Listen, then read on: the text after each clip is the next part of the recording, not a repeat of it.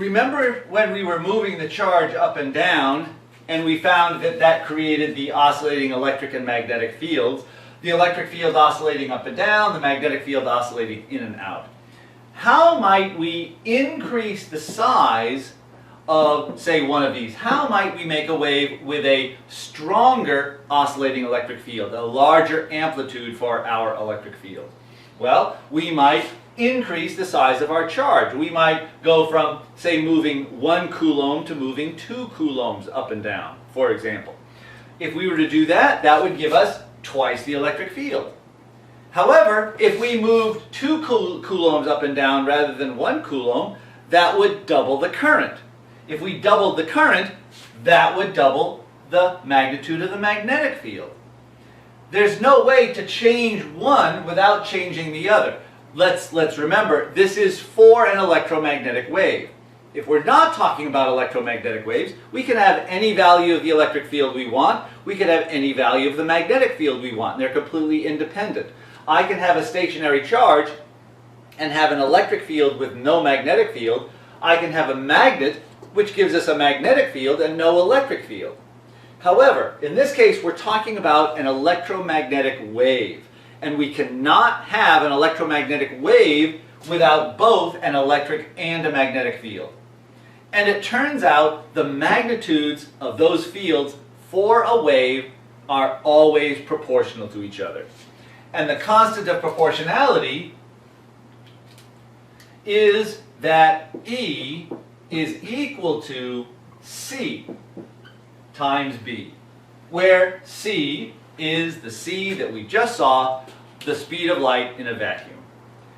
So those two, we cannot change one without the other, and they are always proportional to each other. I'll actually emphasize that this is E naught and B naught, the amplitudes of the magnetic field. Or, dividing both sides by root 2, the RMS value, the electric RMS value is equal to C times the magnetic field RMS value. Very good. Let's come back over here and let's take a look at these energies. How is the energy in the electric field for an electromagnetic wave compared to the energy in the magnetic field for an electromagnetic wave? Let's take a look at how these two things are related to each other. We have that the energy stored in the electric field is 1/2 epsilon naught E squared. And for an electromagnetic wave, and let me just write this down because I want to make sure that we keep this in mind, that this relationship, E equals CB, this is only true for an electromagnetic wave. In general, it is not true. We could have any value for the electric field, any value for a magnetic field, if it's not an electromagnetic wave. So, for an electromagnetic wave, then we know E equals CB. So we can write this as 1/2 epsilon naught. E is CB, so I'll put CB here squared. Multiplying this out, we get 1/2 epsilon naught C squared B squared. And C squared, if we'll remember, C was 1 over the square root of epsilon naught mu naught. So C squared is 1 over epsilon naught mu naught. Replacing C squared with 1 over epsilon naught mu naught, we have 1/2 epsilon naught times 1 over epsilon naught mu naught, and we notice the epsilon naughts cancel. So we end up with 1 over 2 mu naught B squared. But what is that? What is 1 over 2 mu naught B squared? That is the energy density in the magnetic field. What we find is that the energy that's stored in the electric field is exactly the same as the amount of energy stored in the magnetic field for an electromagnetic wave. A very, very interesting similarity between the two, the energy in the electric field and the energy in the magnetic field. Very good. Now let's keep in mind this energy is propagating through space. What if that light source, what if that wave strikes a surface or something like that? How much energy is actually delivered onto that surface? Let's take a look at that. Let's imagine that we have some volume in space that has some electromagnetic wave or light traveling through it. Let's imagine that we've got some large rectangular volume here that's got a front surface area of A, and the wave is actually traveling in this direction. And then for some amount of time, delta t, that wave could travel a distance of c delta t. So we'll say that this length of the box is c delta t. The volume is then A times c delta t. And let's assume we have some energy density inside, a density U. The total amount of energy within that volume will then be the energy density times the volume, which will be U times AC delta T. Let's imagine that this volume is moving through space and strikes some screen whose area is the area of this front surface. How much power strikes that area? Well, the power is the energy per time, which will be UAC delta T per time divided by delta T, which leaves us with UA times C. The intensity is a measure of how bright is this source. For example, there's light striking this whiteboard right here. How bright is that area? If we were to take an area of this whiteboard and ask ourselves how much energy per time is striking that area, that would be the intensity. The intensity is actually, the power per area, energy per time per area. The symbol that we use for intensity is a capital letter S. So the intensity is power per area. The power is UAC divided by area A leaves us with just UA. So the intensity then is C times A. And let's remember, the intensity is basically a measure of the brightness. How bright is our source when it, say, strikes a screen. And that's going to be a measure of a power, number of watts per an area. So how many watts per square meter are striking the area? Very, very good. We'll come back to intensity in just a second. There are a couple more aspects of electromagnetic waves that I want to talk about. One is analogous to something that we talked about last semester with sound.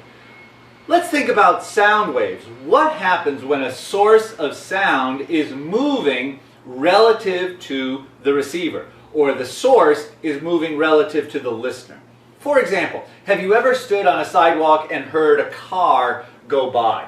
What does that car sound like as it goes by? Think about that sound for a second. To me, it sounds kind of like this.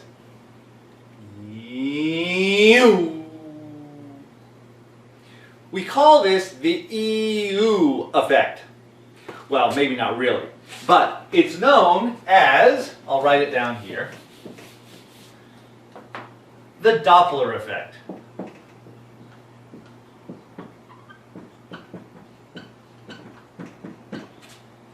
And that occurs when the source of a wave is moving relative to the listener or the seer or the receiver, if it's an electromagnetic wave, when you see something, or just if it's received.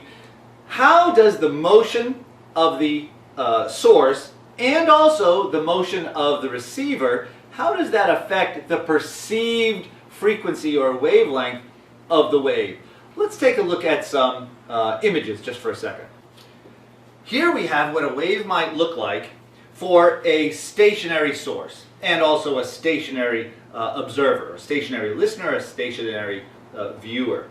Notice that the waves are circular. This is very much like dropping a pebble into a body of water. You end up with these circular waves going off in all directions. Now for a three-dimensional sound wave or a light wave, these would be going in 3 dimensions. So these would actually represent concentric spheres rather than just concentric circles. So imagine you've got these waves traveling from the source in the center and they're going off in all directions. Now let's imagine the source is moving, and let's just imagine the source is moving to the right. In this case, what we notice is that every new circle is then centered at a point a little bit further to the right. If you are standing over on the right side, the wavelength, now the wavelength will be the distance between the dark lines. The wavelength that you would perceive, notice, is shorter if you're standing on the right side. The distance between the waves is, they're closer together, so the wavelength is shorter. If you were standing, say, over on the left side, over here, the wavelength that you would perceive would be longer. That's the Doppler effect. Because of the motion of the source, now if the receiver was moving, there would also be a change due to the motion of the receiver. I'll get back to that in just a second. But what I want you to just notice is, because of the motion of the source, there is a perceived change in the wavelength. Likewise, a perceived change in the frequency. But before we look at this quantitatively, let's just take a look at a couple more circumstances. Let's imagine that the source is actually moving at the same speed as the wave. What we would get is something that looks like this. Notice that these waves are completely piled up on the right side. They're all right on top of each other, while they are spread out very much over on the left side. We have a very, very different situation. Let's imagine that the source could actually move faster than the waves. In that case, we would end up with something that looks like this, where the source is actually passing through the waves of earlier waves. Remember, the larger the wave, the older it is, so to speak. The smaller the wave, the smaller the circle, the newer it is, or younger it is, so to speak. In this case, our source, the little black dot, has actually left the older waves behind. In this case, we end up with a very dark line forming a cone around the source. If you were, say, down here at this point, you would not hear anything. No waves have reached you. But as that cone comes over and hits you, if this were sound, you would actually hear this like an explosion. It's what we call a sonic boom. Is this possible with light? In order for this to happen, something would actually have to travel faster than light. Well, you would think under normal circumstances, actually this is not true. However, not possible. However, there are circumstances where a source can actually move faster than light propagates through a material. As we'll see later on, when light moves through a medium, a material, it actually goes slower. And it is possible for a source to actually move faster than the light is propagating through that material. An example is Cherenkov radiation, where we have subatomic particles that are leaving nuclear reactors, and when they enter in the water that surrounds the nuclear reactor, they are actually moving faster than the light is traveling in the water, and they create a type of radiation called Cherenkov radiation, which if you just look up on the internet and search for Cherenkov, C-H-E-R-E-N-K-O-V, Cherenkov radiation, you'll find some very nice pictures that show this blue glow in the water that surrounds nuclear reactors. Okay, very good. Let's take a look at this a little more quantitatively.